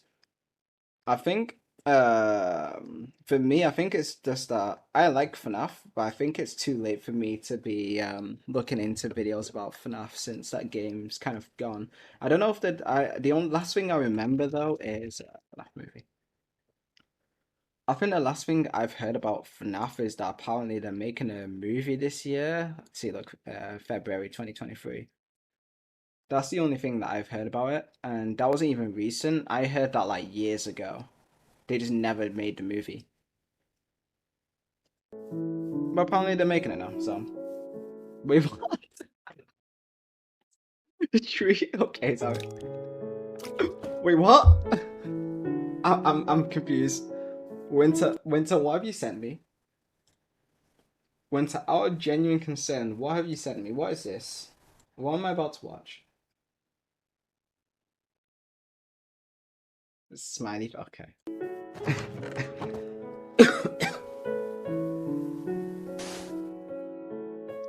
What?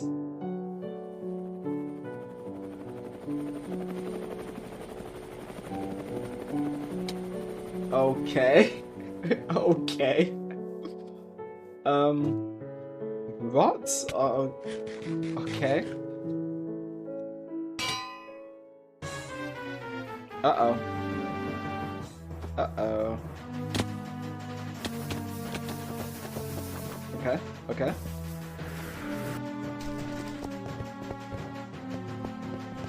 Oh, they can actually go through portals now. Okay, sure. Golems can go through portals. And he jumps and... Oh, he jumps on the gas. And he rides the gas. Of course, this is what happens in Minecraft. Krennic, I hope you're taking notes. This would be useful for your hardcore run.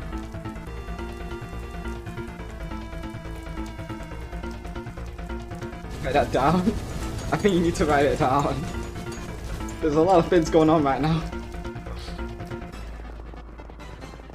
Did you know that your Minecraft character can do this?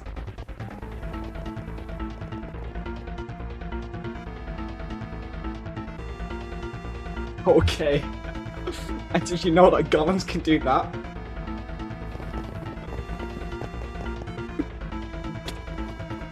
I am a noob compared to this.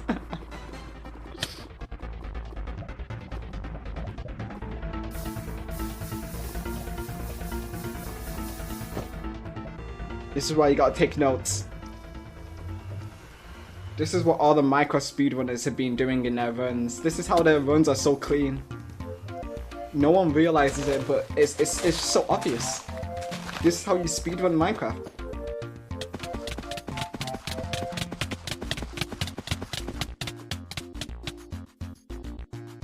It's just that simple.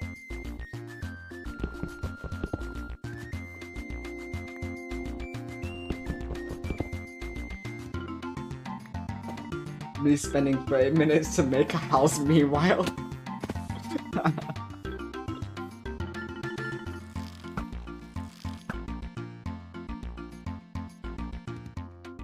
He just...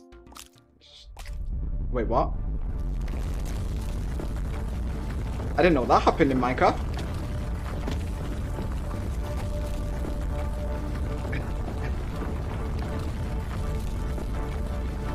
Is this Minecraft story mode?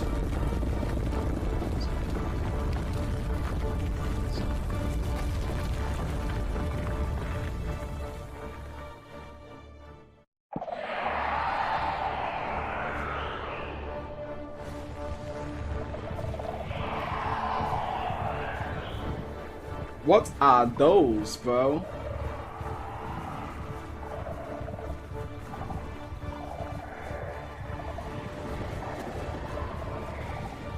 They still need help here.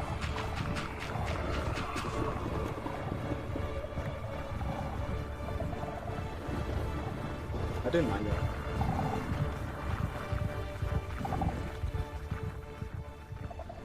Nice.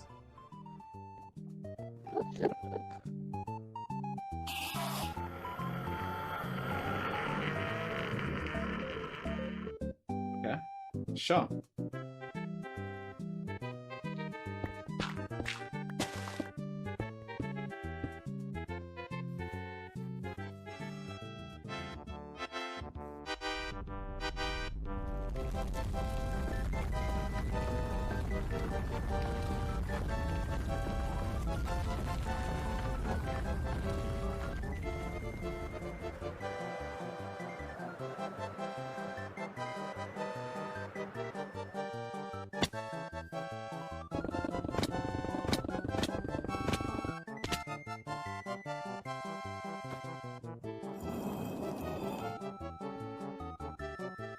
That's it. Nice.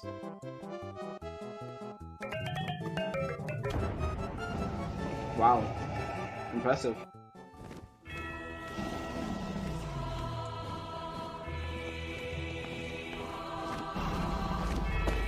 See how quick he's already at the end? And he's still got a frog. What? Ain't no way. Ain't no way.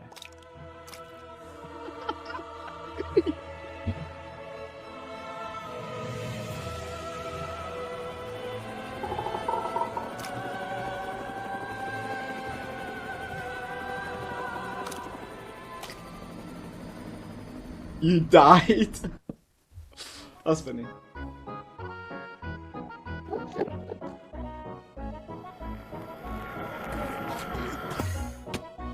Oh, okay.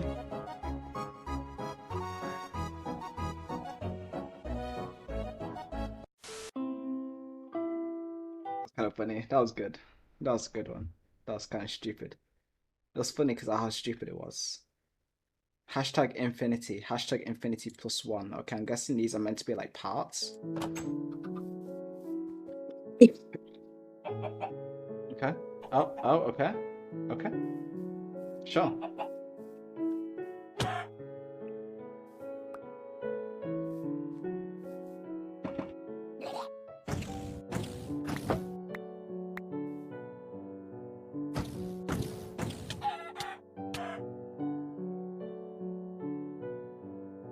Up you go like a balloon.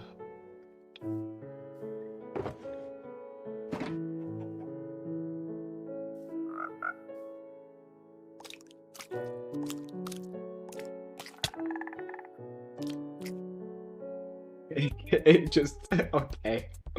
Okay, bro.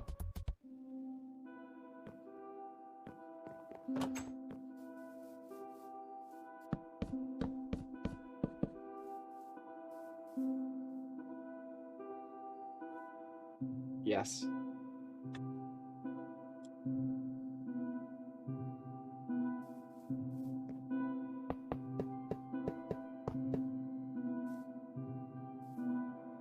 This is a portal? No ways there's a portal. Ain't no way that this is about to be a portal right here. Never mind. Steve is gone.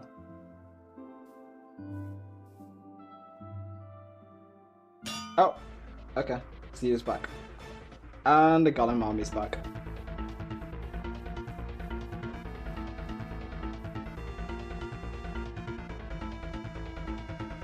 Or he just grabbed the sun and everyone's dead. Never mind, he just has the sun as a projectile.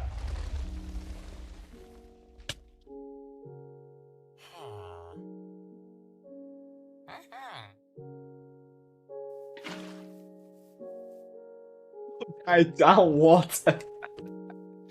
Okay, that's kind of funny. Upside down water?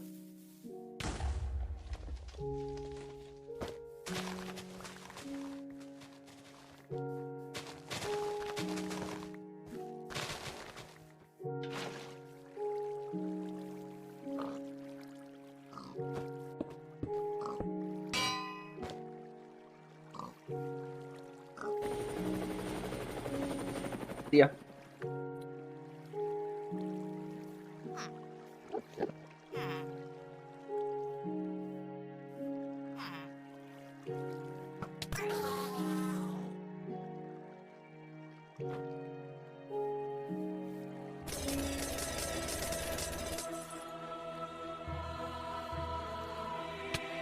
Swole Steve.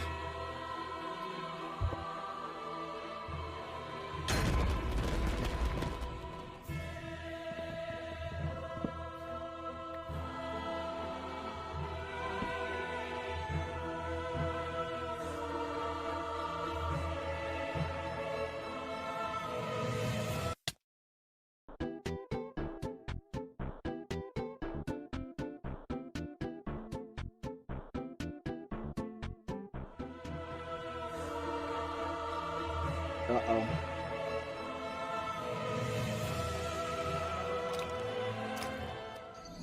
Consumed.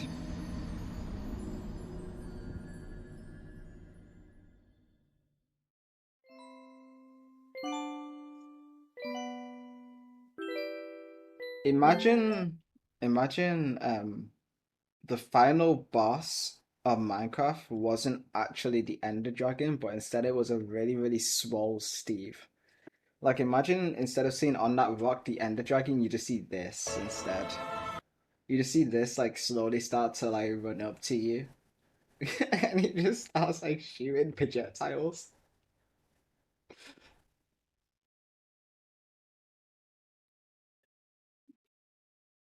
Scary? That would be scary. That would be an insane fight. I feel like it would be even harder than fighting the Ender Dragon. If you were fighting against a really swole Steve, but he has like a freaking like super dash. Kind of just goes crazy. If SpongeBob was an anime, Graveyard Shift. Years ago, at this very restaurant, the hash-slinging slasher used to be a fry cook.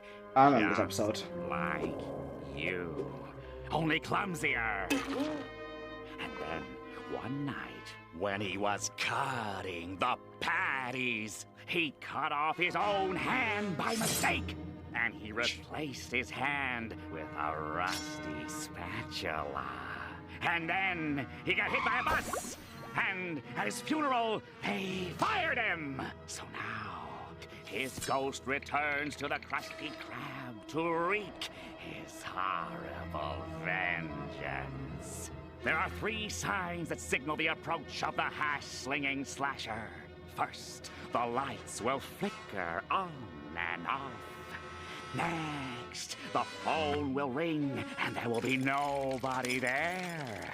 And finally, the hash-slinging slasher arrives in the ghost of the bus that ran him over. Then he taps on the window with his grisly spatula hand. No! He opens the door.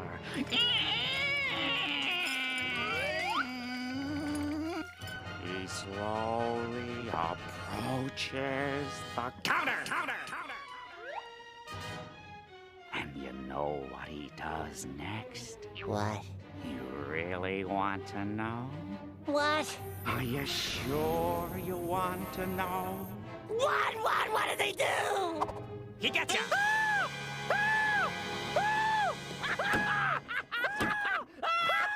Okay, that's kind of funny. That's kind of funny. Oh, my.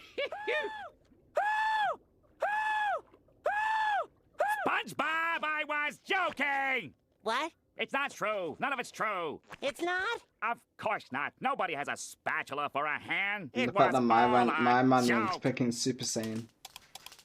Very funny, SpongeBob. What? And the lights will flicker on and off, just like the story. I get it.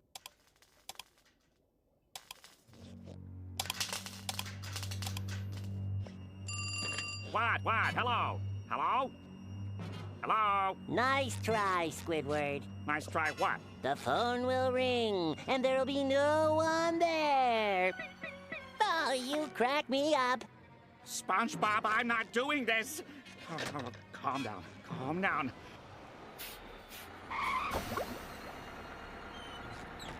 I didn't know the buses ran this late. They don't. Well, they're dropping someone off.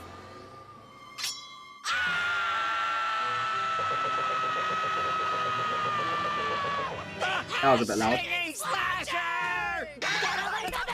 Oh, he's gonna flip me! Get away, get out of here! You're not welcome here! Can I have a job application? I brought my own spatula.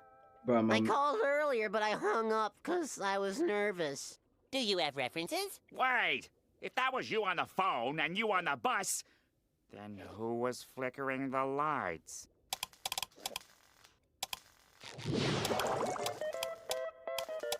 Nosferatu! Okay, that's cool.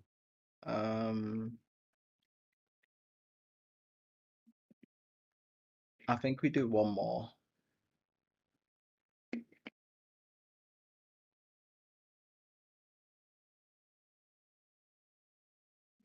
I think we tank through one more vid.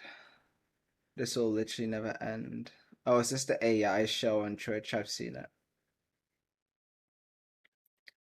XQC spent $1,000 just to get himself inside the AI show like a couple days ago. Apparently you can like get like a tier on their Patreon, and if you spend $999, like the $999 tier, you can actually get yourself inside the show. And XQC spent that much just because he wanted to be inside of it because he really liked it. What if Mario characters looked like their original sprites?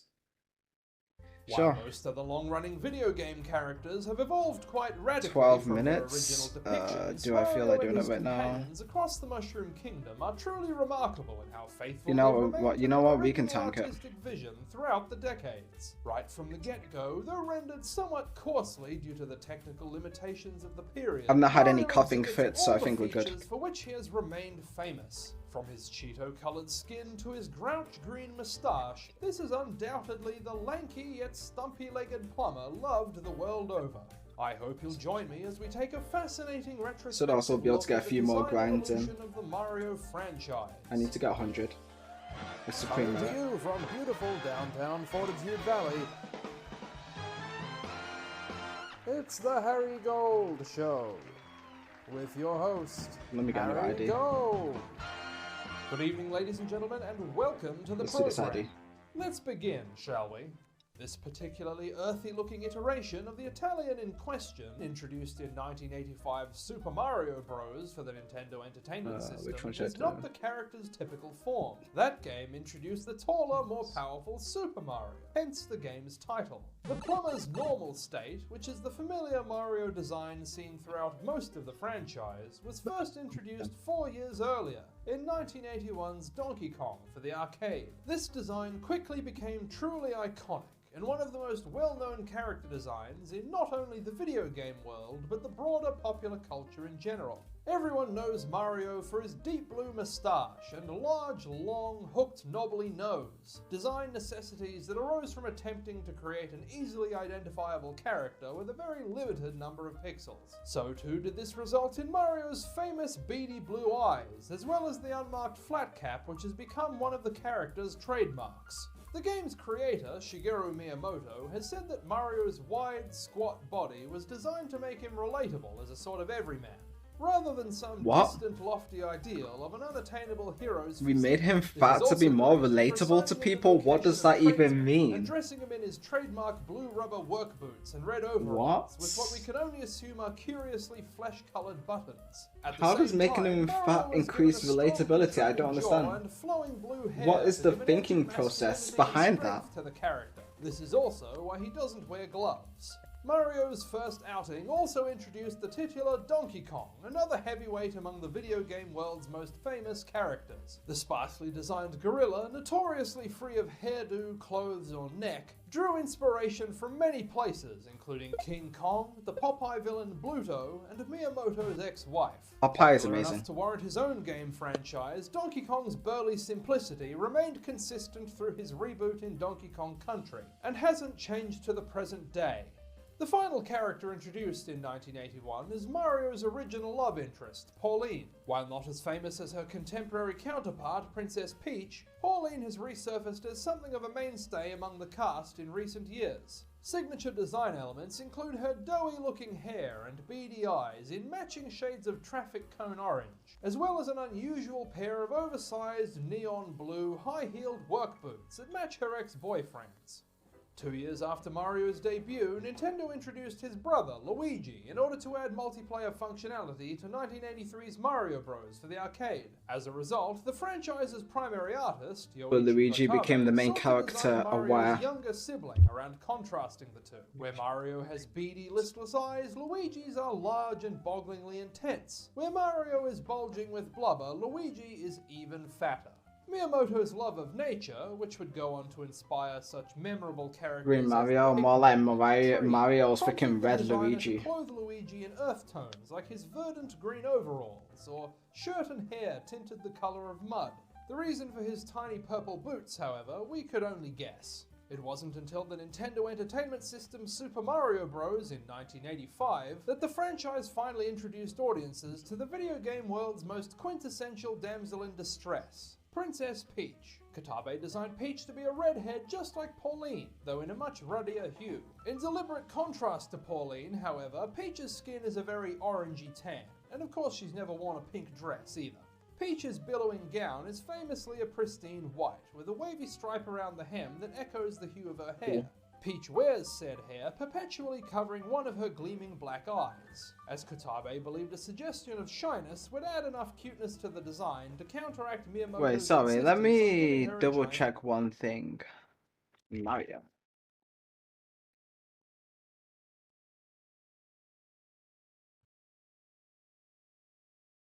Okay. beanhead. Peach also wears a crown that resembles a chess piece, but it is in actuality modelled after the standard issue ashtray Nintendo supplied all of its employees, after finding their work environment tended to induce chain smoking.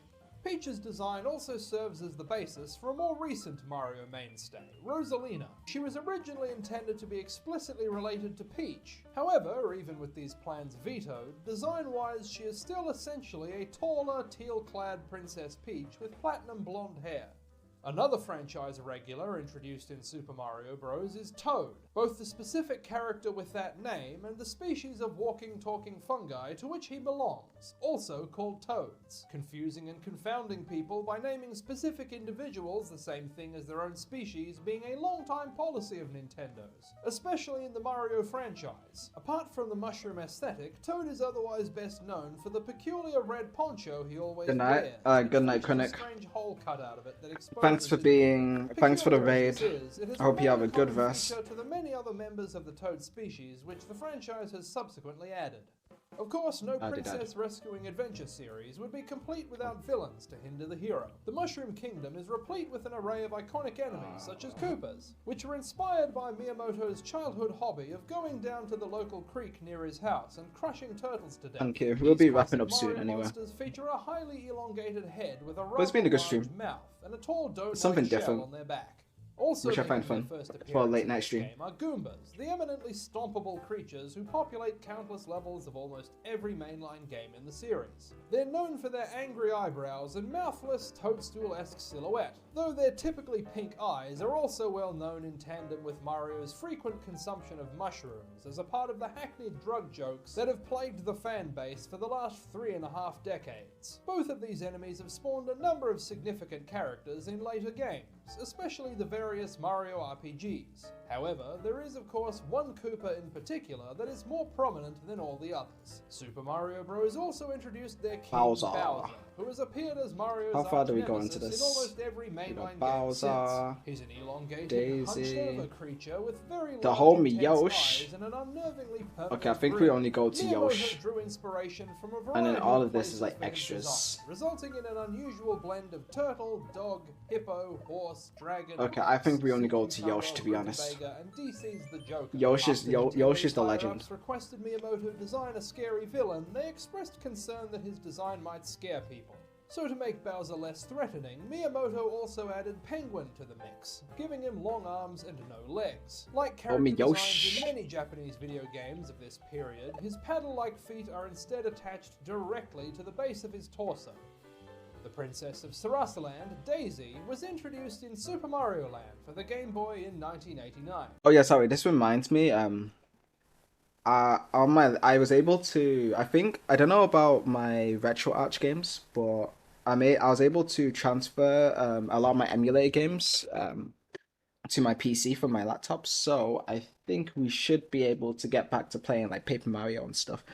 I'm not 100% sure on the RetroArch games, but I have to make sure like the save states are still there, but I got all the games back. And I did try to transfer everything, so I think we can continue with like Paper Mario and do like Super Paper Mario and Origami King eventually and stuff. But yeah, we'll see.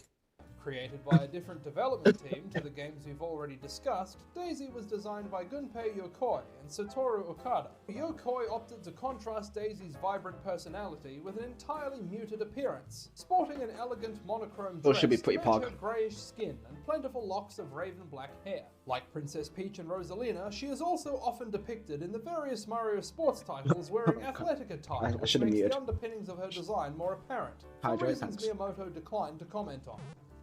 1990's Super Mario World for the Super Nintendo introduced Yoshi, another character that became popular enough to spawn Yoshi. his own franchise. Nick, it's Shigeru Yoshi. Miyamoto had wanted to introduce a dinosaur steed for Mario for some time, and particularly had his heart set on giving it orange arms and extremely broad, stumpy legs. Thus, audiences were introduced to both Yoshi the character and Nyam. Yoshi the species, much Nyam, as in nyam. the case of Toad. Yoshi the character is green, while the rest of the species comes in a variety of colours, but all look permanently dopey.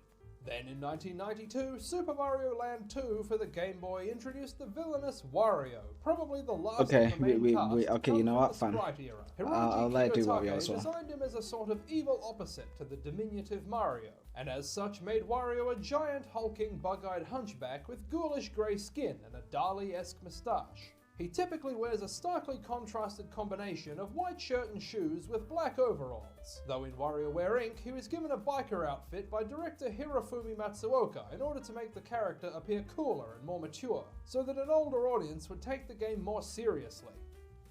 And that concludes our retrospective on the design evolution, or perhaps lack thereof. I will say that this guy should have, at the very least, included. I mean, I wouldn't have watched it anyway, probably not, but they should have at least included Waluigi.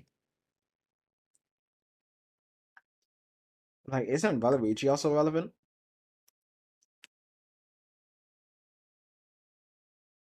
Basically. Also, Winter, you can count this audio one as completed as well, because I'm probably not gonna watch the other half, to be honest with you. Oh, calm down. Okay, I'm gonna start having a coughing fit, so I think I'm gonna end stream. My coughing fits returned. I'm really surprised I wasn't coughing throughout like the whole stream, to be honest with you. You can't play as for Waluigi. Oh, okay, I see. I mean, I don't play Smash, to be honest, so I wouldn't really know. But yeah, I think I'm gonna let this one round play of GBF before, or Grand Blue, before I stop, because I'm about to have my coughing fit again and I don't want to carry on. I'm kind of dying here.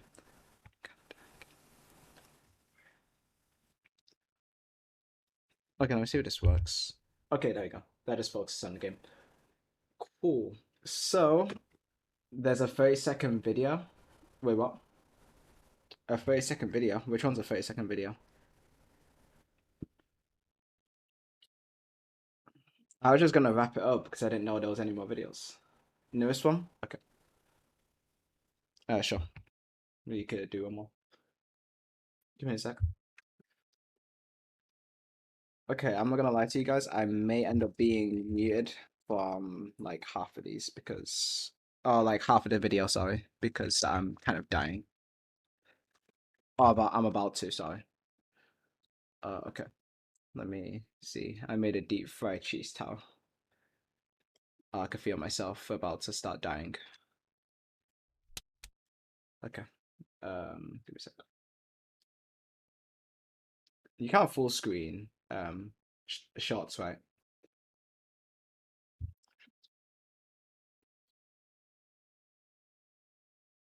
Can you full screen shots?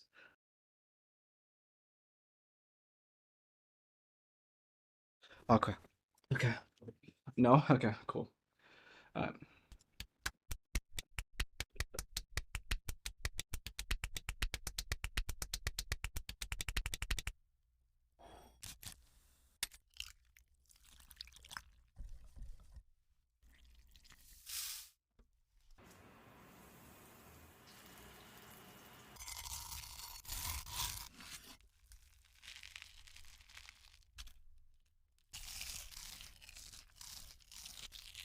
Bro. What is it with the ASMR, man? Anyway, that was good. I see. Interesting. An entire cheese tower. Would eat the heart attack? Obviously you would. I mean, everyone knows you would eat anything. Everyone knows how fat you are, Winter. I think we already know this, Winter. I think we know this. Pepe hands, true. Alright. I finished the round anyway, so I think I'm done. Like I said, I'm done for the night. I'm going to be streaming later anyway. We're going to be doing VHS, and then we'll do Apex as well. I mean Apex, AO. Baller. Baller. Roops, wrong one.